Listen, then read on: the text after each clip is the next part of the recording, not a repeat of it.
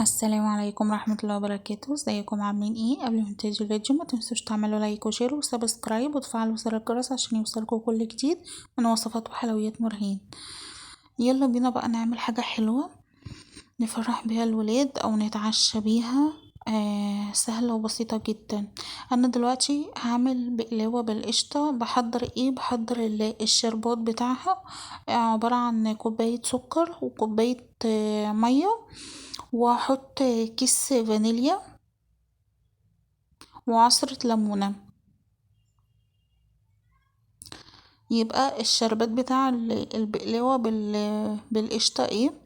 كوباية سكر، كوباية مية، عصرة ليمونة، وكيس فانيليا. كيس الفانيليا بيدي طعم حلو قوي للشربات وبيديله ريحة كده وهو على النار، تشمي ريحته بتبقى ريحته حلوة قوي. جربيها لو انتي ما بتعمليش الشربات كده بتحطيله فانيليا، لا جربي حطيله فانيليا هتلاقيه طعمه حلو جدا وريحته مختلفة كذا شوية.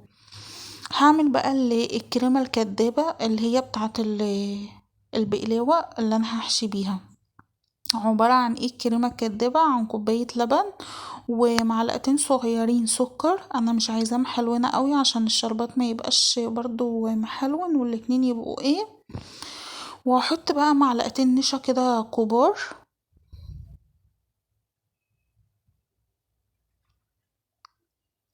واحط معلقتين لبن بودر.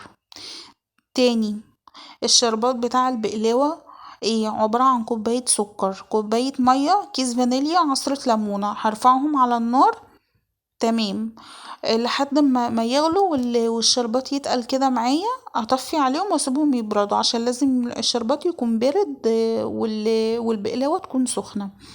تمام، حطيتهم على النار. جيت بقى اعمل ايه؟ جيت اعمل الكريمة الكدابة. عملتها ازاي؟ كوباية حليب، لبن حليب، معلقتين نشا، معلقتين سكر صغيرين، معلقتين لبن بودر، بس كده. وكان في حبة متبقيين في الكيس رحت حطهم، قلت كده كده مش هيخسروا يعني ملهمش لازمة برضو، فحطيتهم. انا هنا قبل ما ابتدي في الفيديو سخنت السمنة معايا. سمنة بقى حلوة كده من اللي انا بعملها زي ما قلت لكم قبل كده، بعملها كده بالشهر. السمنة الصناعي بحولها لسمنة فلاحي، ونزلت لكم فيديو وقلت لكم الطريقة بتاعته ازاي. المهم انا سيحت السمنة وحطيت منها كده في الصينية بتاعتي. وهحط بقى نص الجلاش، والنص التاني هحطه بقى لما احط الكريمة. يعني انا دلوقتي هفضل احط لحد ما اوصل لنص الجلاش بتاعي. وكل رق لازم احط كده سمنة. ليه ما تحطيش كل رقين، حطي كل رق عشان تطلع مورقة معاكي وطعمها حلو ومتشربة من السمنة وما بتبقاش تقيلة. يعني في نفس الوقت انتي بتسيحي نص كوباية بس على نص كيلو جلاش.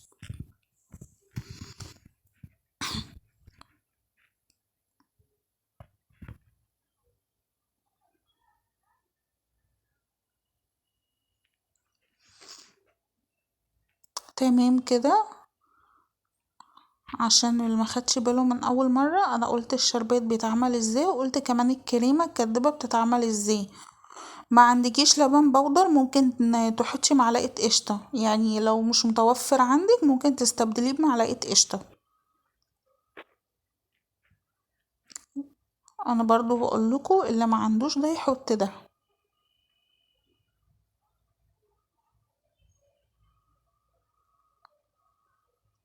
كوباية اللبن عليها كوبايتين عليها معلقتين نشا ومعلقتين سكر.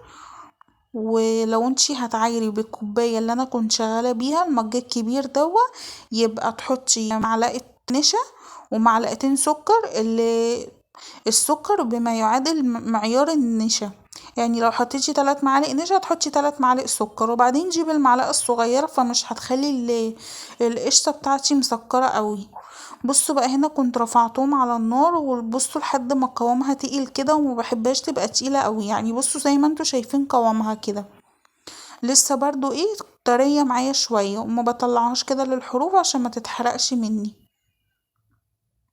بصوا كمية طلعت كمية حلوة ما شاء الله. كوباية اللبن ديت عملت لي كمية حلوة من الكريمة، وما بتقلهاش قوي، بخليها برضو ايه يعني، ولا تقيلة قوي ولا خفيفة قوي، يا دوبك بس ايه تمسك كده زي المهلبية بالظبط. بسويها بقى كده وببتدي بقى احط نص الجلاش التاني من فوق. لازم تكوني عينك هي تشوف النص قد ايه من تحت والنص قد ايه من فوق. ما ينفعش تكتري من تحت وتقللي من فوق، وما ينفعش تقللي من فوق وتكتري من تحت، لازم يبقى متساوي.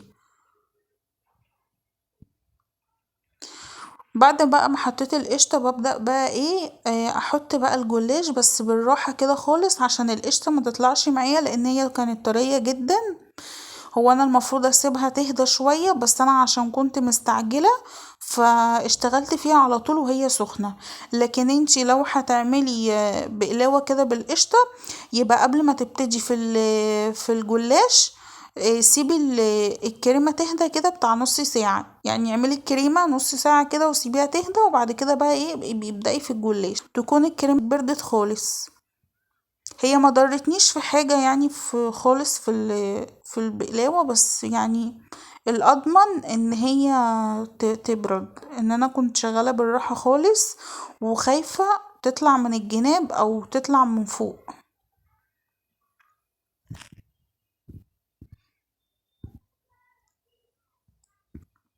ممكن بقى تعمليه في صينية مدورة، صينية مربعة، على حسب ما انتي بتحبي تقطعيه، بس انا حبيت اعمله كده زي الفطيرة. اتفضل بقى معايا ورقتين هعملهم بقى على تدويرة الصينية كده، مش هعملهم من الحروف كده وادخلهم، لا، انا هعملهم بالسكينة. بصوا هعملهم على تدويرة الصينية بالظبط عشان تبقى عاملة زي الفطيرة كده من فوق.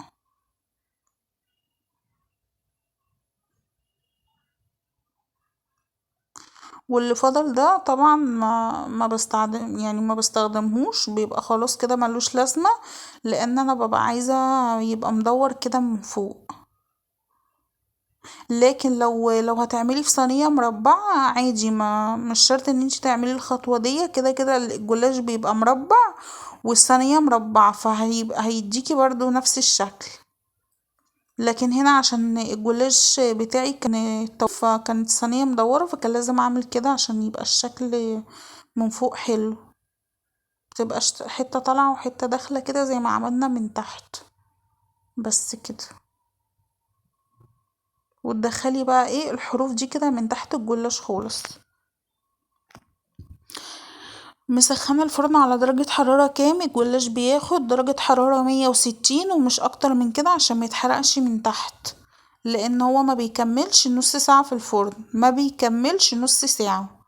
هحط بقى باقي السمنة اللي معايا كده على الوش وابدأ بقى اقطعه، عشان ما ينفعش يدخل الفرن وبعدين تطلعيه تقطعيه، مش هيتقطع خالص معاكي، هيتبهدل منك ويتكسر. هرمي بقى بقية الجلاش ده لان انا مش يفيدني في حاجة ومش هستخدمه في حاجة تاني. بصوا بقى عطى شكل الفطيرة ازاي مدور كده.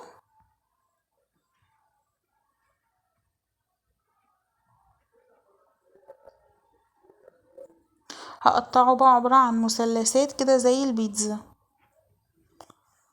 لو انتي عاملاه في صينية مربعة تقطعيه كده مربعات، او ممكن لو انتي تعرفي تقطعيه مثلثات صغيرة قطعيه، بس انا هنا هعمله زي البيتزا كده، هقطعه مثلثات وهدخله على درجة حرارة 160 مش 180 عشان هيبقى الفرن عالي قوي عليه.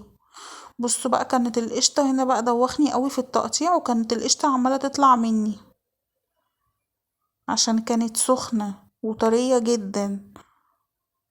بصوا فانا كنت بحاول كمان ادخلها، يعني كل ما حتة تبان معايا ادخلها عشان لو بانت من فوق هتتحرق منك. بصوا بقى دخلت وطلعت واحنا قاعدين، وحطيت لها بقى الشربات اللي انا كنت عاملاه. بصوا بقى شكلها بيلمع ازاي.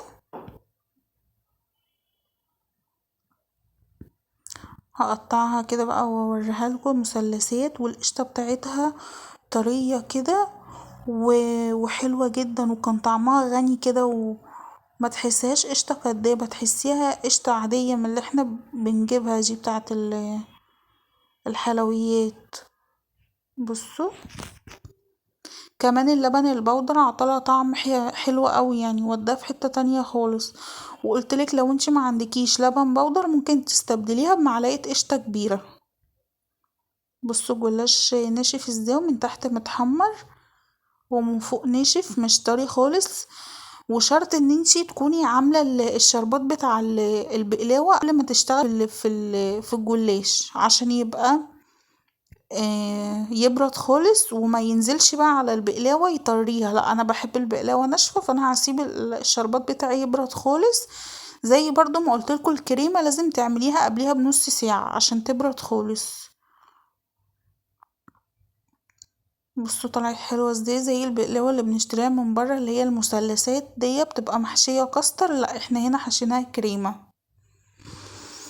كانت طعمها حلو قوي والله العظيم، جربوها، جربوا الطريقة دي كده بالقشطة الكدابة، هتعجبكم قوي. والنهاردة الخميس بقى اعملوا حاجة حلوة كده للولاد وفرحوهم، وحاجة سهلة ومش هتاخد منك وقت خالص. بصوا الجلاش لونه ذهبي ازاي ومتحمر، ايه رأيكم بقى؟